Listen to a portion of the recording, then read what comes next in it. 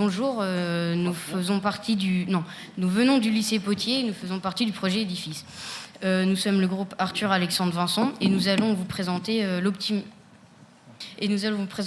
l'optimisation énergétique et dimensionnement d'une motorisation hybride avec prise en compte des polluants, ce qui nous a amené à la thématique de comment chauffer rapidement un catalyseur. Mais Vincent, qu'est-ce qu'un catalyseur ? Alors, un catalyseur, c'est une pièce du moteur. Il fait partie de la ligne échappement et il sert à diminuer les émissions de polluants.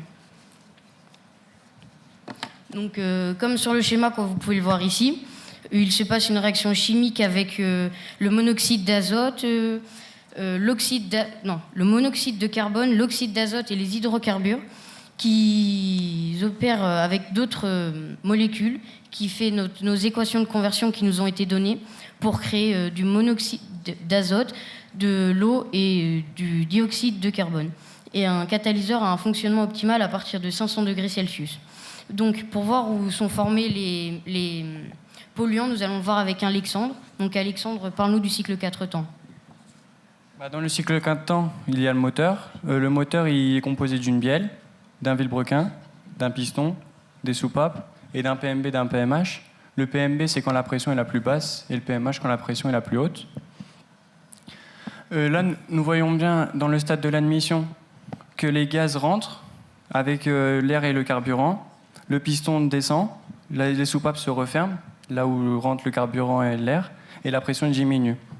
Dans le stade de compression, il y a le piston qui remonte avec un mouvement de rotation avec le vilebrequin et les bielles, l'explosion. Dans l'explosion détente, le piston redescend avec l'aide de l'explosion. L'explosion fait descendre la pression et descend le piston avec un mouvement de rotation. Et à l'échappement, les gaz brûlés sortent par les soupapes et la pression augmente. Et les soupapes se referment. Donc maintenant, Arthur, y a-t-il un paramètre qui a un impact sur la température du catalyseur ? Eh bien oui, il y a un paramètre qui peut influencer sur la température du catalyseur. Il s'agit de l'avance à l'allumage. Donc déjà, l'avance à l'allumage, c'est le temps entre l'allumage de la bougie et le PMH comme vu précédemment. Celle-ci va pouvoir modifier la pression dans le cylindre lors du PMH, comme on peut le voir sur ce graphique. L'avance à l'allumage a un impact sur le moment où se produira l'allumage de la bougie, car si elle est trop élevée, c'est-à-dire qu'il y aura un temps important, il pourra se produire du cliquetis que nous verrons plus tard. Et si celle-ci est trop faible, c'est-à-dire qu'elle se produira trop tard, le mélange air-carburant ne sera pas totalement consommé, donc on n'aura pas un bon rendement. Donc on a réalisé plusieurs expériences où on a modifié l'avance à l'allumage. Donc pour cela, on a utilisé un banc moteur composé d'un moteur essence à explosion et d'une génératrice qui sert à freiner le moteur. Et on s'est placé derrière des écrans de contrôle. On s'est placé à un régime de 2000 tours par minute et un couple de 50 Nm.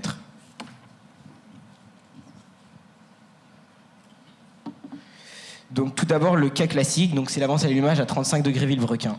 Donc ce cas-là donne le meilleur rendement. Il permet de faire chauffer le catalyseur jusqu'à 500 degrés. Donc c'est le meilleur cas pour la température du catalyseur. Et c'est le paramétrage normal dans les voitures. Donc comme on peut le voir, l'avance à l'allumage permet de faire augmenter la pression après le PMH, qui dans ce cas-là peut aller jusqu'à 35 bars.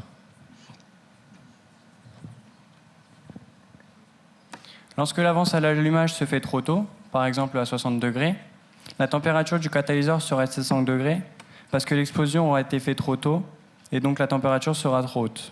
Et il risque du cliquetis. Mais qu'est-ce que le cliquetis ? Alors, le cliquetis, c'est quand l'explosion se produit trop tôt et alors ça peut faire fondre le cylindre, ce qui peut entraîner un dysfonctionnement complet du moteur. Donc ici, nous avons une avance à l'allumage à 20 degrés vilebrequin. Donc la température est idéale, enfin non, mais 900 degrés, donc c'est trop haut. Le carburant est totalement brûlé, la pression du cylindre est à 23 bars, pardon, et le couple est suffisant par contre pour faire avancer la voiture. Donc en conclusion, on peut diminuer l'avance à l'allumage à 20 degrés vilebrequin quand le catalyseur est froid pour le faire monter rapidement. Comme vu avant, car le catalyseur a un meilleur fonctionnement lorsqu'il est chaud, donc à 500 degrés, ce qui va produire moins de polluants. Cependant, quand il est chaud, donc quand il a une température supérieure à 500 degrés, on peut remonter l'avance à l'allumage à 35 degrés vilebrequin pour un meilleur rendement, pour ne pas endommager le moteur. Voilà. Merci de votre attention.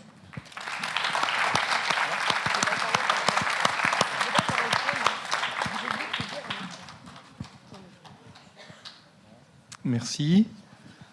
Des commentaires, des questions, des précisions. Tout le monde a bien compris.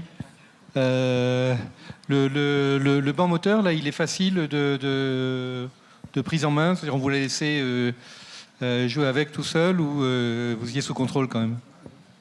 Le moteur, on l'utilise plutôt avec les écrans de contrôle et Oui. c'est pas vraiment nous qui modifions les paramètres parce qu'on n'a pas encore les connaissances. On pourrait endommager le moteur plus qu'autre chose. Mais l'écran, c'est sur l'écran de contrôle, donc c'est là qu'on peut gérer les paramètres. Ça, c'est une interface qui est facile à appréhender. C'est plutôt compliqué parce qu'il y a beaucoup de paramètres à changer. Il y a quelques paramètres qu'on a pu changer comme l'avance à l'allumage, mais tout le reste c'est trop compliqué à notre niveau. D'accord. Et ça fait beaucoup de bruit? Ça fait vroom vroom? Non, parce qu'il y a une porte anti-bruit. D'accord, enfin, vous n'êtes pas dans la salle pendant que se fait le test. Et le catalyseur, donc s'il est trop chauffé, qu'est-ce qui se passe? C'est parce qu'il reste du carburant dans les gaz d'échappement que ça se consomme dans le catalyseur, c'est ça qui fait monter la température? Oui, c'est ça. Et donc l'an prochain, vous continuez aussi? Ouais. Si les profs nous permettent, oui. Ouais. Sur circuit? Sur circuit? Si on peut, oui. Non, mais... Bon. Et donc, c'est des recherches qui se font, qui permettent réellement d'optimiser les moteurs encore, ou bien on est arrivé à un optimum là maintenant? Ça permet surtout de réduire les polluants pour notre santé, pour l'avenir surtout. Ouais. Et quand vous serez papy, la vie sera dure. Bon, merci encore.